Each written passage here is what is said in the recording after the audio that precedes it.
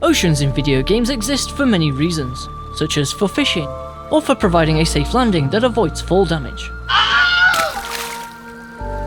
Real-life oceans, however, can be terrifying, and there's even a word for it, thalassophobia. While it's not exactly known what causes this sea fear, it might not be the ocean itself, but rather what it conceals under the waves.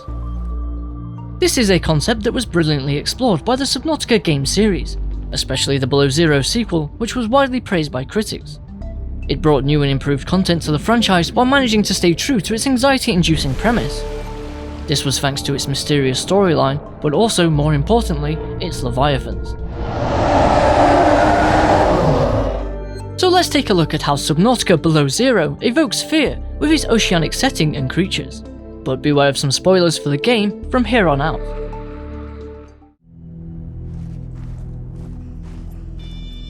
Subnautica Below Zero takes place 2 years following the events of the original game. However, this time you explore Sector Zero, the Arctic region of the water planet 4546b. You can even catch a glimpse of this area during the first game's finale.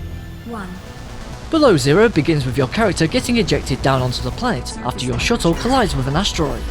Drop pod deployed. But rather than the expected soft water landing, you instead crash into solid ice. Any landing you can walk away from though, right? Welcome to 4546 feet. Enjoy your stay. Holy smokes! That did not go as planned. You then find yourself stranded in the unforgiving, harsh environments of Sector Zero, which is in a permanent winter season due to the Arctic snow and ice.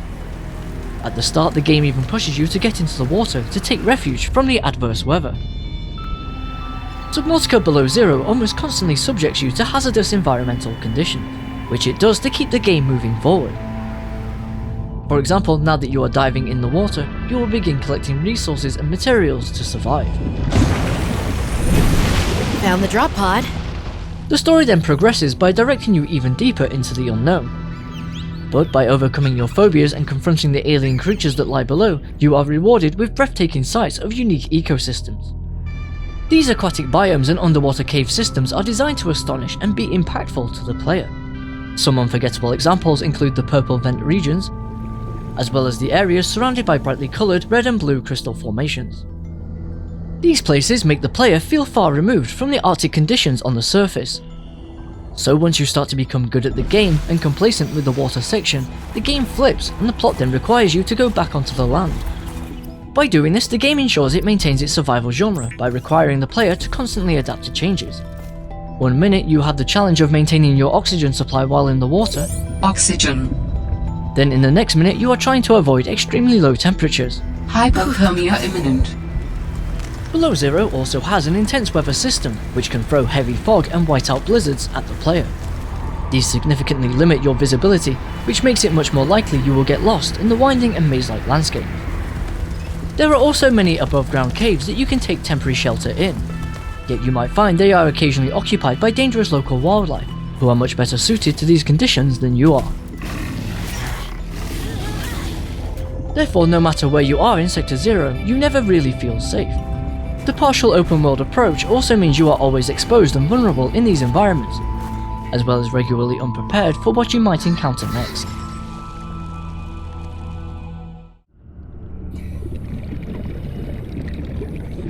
One of the cornerstones of the Subnautica game series is the diverse range of biomes, filled with magnificent floras and faunas for you to discover while exploring the planet. These alien lifeforms are also how the game puts you, the player, at significant unease. For example, at the start of the game, shortly after you crash land, your only respite from the extreme cold are thermal lilies, which emit heat. But getting too close to them will burn you. This reinforces that it is a hostile planet, where even plants can give with one branch and take with the other. Then upon reaching the water, you'll encounter the penguins, and their adorable baby penguins. Even despite the fact they are passive creatures, after already being figuratively and literally burnt once before, you'll likely be wary of getting too close to them, especially as animals will often aggressively protect their young. Ultimately, Sector Zero's plants and animals are used to make the player constantly suspicious of anything new they encounter. But while you may be uncertain about whether something will damage you, eventually curiosity will encourage you to find out. For example, some plants are there to help you, such as oxygen plants that will replenish your supply and might just save your life from drowning. Conversely, other flora such as the sulfur plants will reignite sheer panic in players returning to the series. This friend or foe approach is also taken with the game's infamous Leviathan class creatures. Some of them are completely harmless to the player, such as glow whales who are super chill beings. Vent garden faunas are also completely unfazed if the player decides to swim inside them from underneath. On the other hand, predator leviathans will straight up cause you severe bodily harm and or death. The chelicerate and void chelicerate leviathans particularly have large mouthpieces with lots of sharp pointy bits. This makes them incredibly intimidating as they try to eat you. The squid shark is also a haunting combination of two earth creatures that you wouldn't want to encounter in a real life ocean. Notwithstanding that, they are described as being only on the smaller end of the Leviathan class members in Sector 0. This of course means there are much larger Leviathans, and the gigantic Shadow Leviathan is straight out of someone's nightmare. These giants will relentlessly hunt down their prey, including you, all while their black bodies provide them with a perfect camouflage in the dark depths of the ocean. Even being out of the water isn't safe, with the vast land regions being inhabited by a massive ice worm Leviathan. They will tunnel underground to ambush you, attacking with their enormous head spike, which also happens to be superheated to not only melt ice, but also you the player. Consequently, it's not only these menacing Leviathan creatures that can kill you, but also pretty much every other living thing on the planet. Combine this with the inevitable jump scares, you will probably wonder if Subnautica Below Zero is actually a horror game.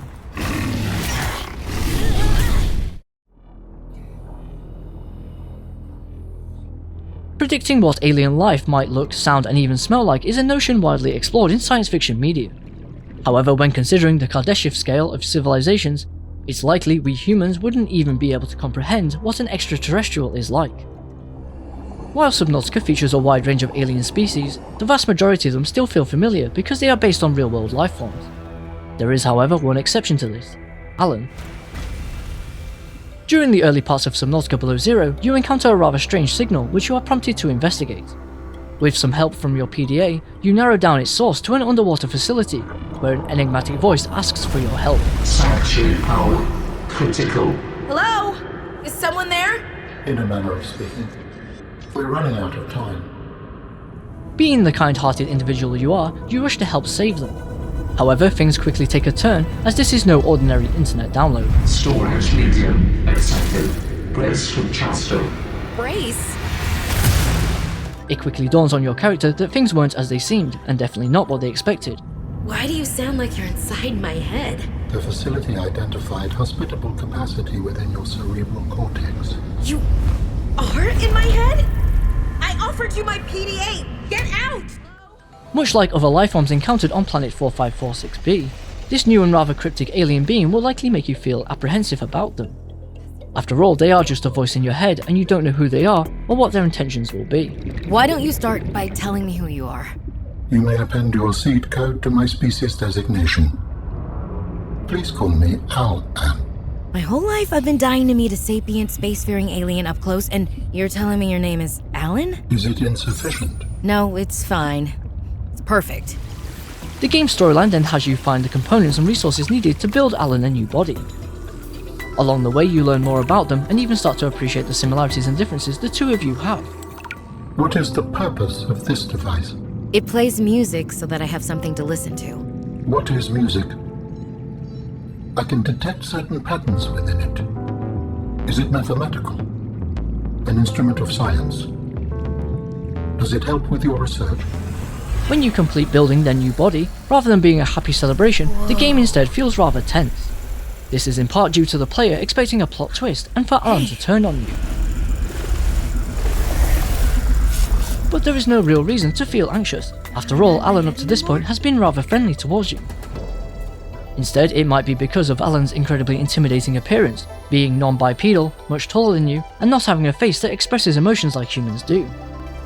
this feeling is likely just a result of being completely out of your depth, and rather inferior next to a highly advanced bioengineered and part mechanical alien being.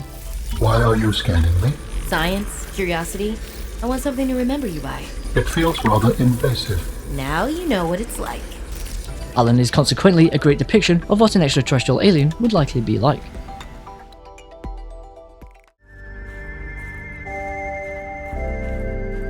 Subnautica below zero makes for a highly challenging survival situation. This is because of the Arctic environment and the many alien lifeforms that can cause you serious injury. Ultimately though, the terrifying adventure into the unknown will make players overcome any fear and anxiety they have so that they get answers to the game's mysteries.